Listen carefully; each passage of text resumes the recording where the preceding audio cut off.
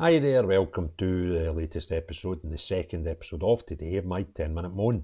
And the topic of this 10-minute moan is another ridiculous idea by the SNP Scottish Government to try and reduce the rising, incredibly high number of alcohol deaths in Scotland. Now this comes after a report done recently, which I've done a video on. I'll stick the link in the at the end of this one, where we have the worst alcohol deaths in Scotland for 15 years. And the SNP, the only thing they've done to try and combat it was to bring out minimum unit pricing, which they're actually increasing soon, which is when they've made no impact to the 5-year, year-on-year increases that we've seen through alcohol deaths. So you would think you would get serious and you would look at maybe education and how we maybe treat people with alcohol addiction. But no, the Scottish National Party have decided maybe removing brewers' logos from pint tumblers could help. These people are insane. So I'm using the Daily Record for reference in this one, and their headline is SNP Government considers banning pint glass logos in battle to reduce deaths from alcohol. Health Secretary Neil Gray told MSPs on Thursday that Public Health Scotland would look into evidence around reducing alcohol marketing. All very well and good, but we also have the worst drug deaths in Europe, and that has zero advertising. So I'm kind of trying to figure it out. The SNP Government has ordered experts to study the impact of banning alcohol-branded pint glasses, umbrellas and T-shirts in a bid to tackle booze deaths. These people serious. Health Secretary Neil Gray told MSPs on Thursday that Public Health Scotland will look into reducing alcohol marketing to stop people from developing drinking problems. This could include bar staff from serving pints in Guinness or Tennent glasses or wearing brewery logo T-shirts. It comes just days after it was revealed that alcohol deaths in Scotland were at a 15-year high. There was 1,277 fatalities attributed to alcohol-specific causes in the last year, an increase of one death from 2022. Health groups have welcomed the announcement but slammed the government for its lack of urgency. It comes after a consultation and the topic ended in November last year. Gray said that in a Holyrood statement, it is clear that steps to reduce alcohol harm are vital to supporting good public health and to reduce alcohol-specific deaths. It is therefore vital that we are clear in the evidence and the proposals would be effective. The action to reduce alcohol harm supports good public health and would reduce alcohol-specific deaths. And that decision will take after evidence-led, balanced with the potential impact in the wider community. Quite a lot of buzzwords here, Neil, well done. Therefore, I will commission Public Health Scotland to carry out a review of the evidence on the range of options to reduce exposure to alcohol marketing to help us in this aim. Dr Rice, Chair of Medical Royal College's Partnership and Health Scotland Action on Alcohol Problems, said today's statement did not have the urgency required if we want to see fewer people live in poor health for many years or fewer people to die. The resumption of the government's work on alcohol marketing is welcome, but this is no more than a return to the point reached 18 months ago. The government's commitment to drawing on the best evidence is commendable, but the only thing that will improve health and well-being of people in Scotland is a translation of evidence into action. David McColgan, chair of the NCD Alliance, said, despite ongoing action, alcohol still claims too many lives in Scotland, tearing families apart and impacting communities the length and breadth of the country.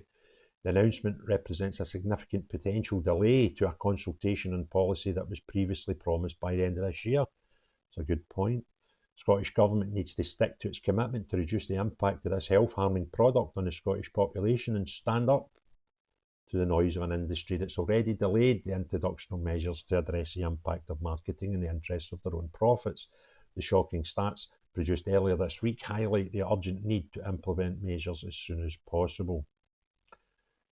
Emma McClarkin, CEO of the Scottish Beer and Pub Association, said, It's surprising that the Scottish Government has decided to revisit this area, especially after the previous proposals were rightfully withdrawn after the consultation analysis showed overwhelming opposition to every single measure.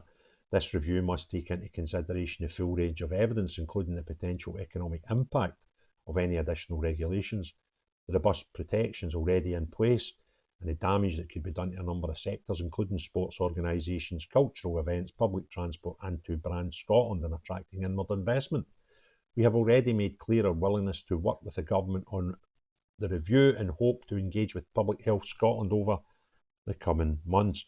So, a wee bit of mixed feedback from different specialists there, but really, this government's had this in their portfolio for 17 years.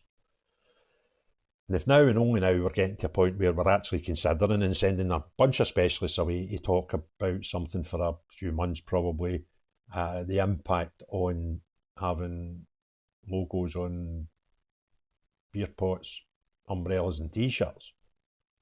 If this is where we are, it's absolutely frightening. People will drink alcohol, and drinking alcohol in reasonable measures is perfectly acceptable to everybody. The problem here isn't the amount of people that drink. The problem here is the amount of people who drink with possible addiction problems and consumption levels that are too high. They will still drink regardless of the pint pot they take it from as a Tennent's logo or Guinness logo or Zero logo. It will make no difference. And I suggest that the majority of people that I certainly know who have had problems with alcohol in the past, very, very few of them consume their alcohol in pubs and clubs. Majority of them drink at home. And particularly after lockdown, I kind of think that figure will probably be higher than it was before lockdown.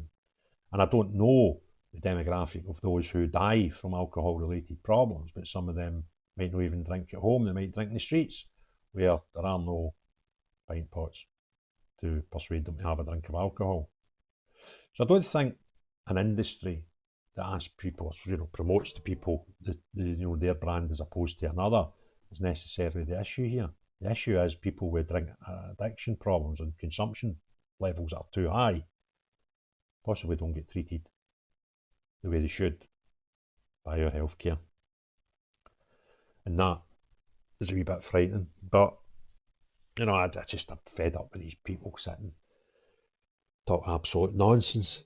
And to bring that up in Parliament shows how inadequate and inept they are at doing their jobs. And 2026 ain't that far away, but it's too far away for a lot of things, because it will be then, unless the wheels fall off their government by failing to get a budget through, unless anything drastic happens, it'll be 2026 until we can have our first opportunity as a nation to remove these people from power at Holyrood. And it won't be a minute too soon, because they are totally inept at doing anything for the good people of Scotland. If you enjoyed this video, please give it a thumbs up. If you've not already done so, please consider subscribing and hitting the notifications bell. Let us know your comments in the comments section below. But most importantly of all, unless you are Scottish National Party who come up with stupid gimmicks like this, or indeed anyone that still supports them in their ever decreasing number of cult members, not you, but everyone else, have a great day. Cheerio, bye now.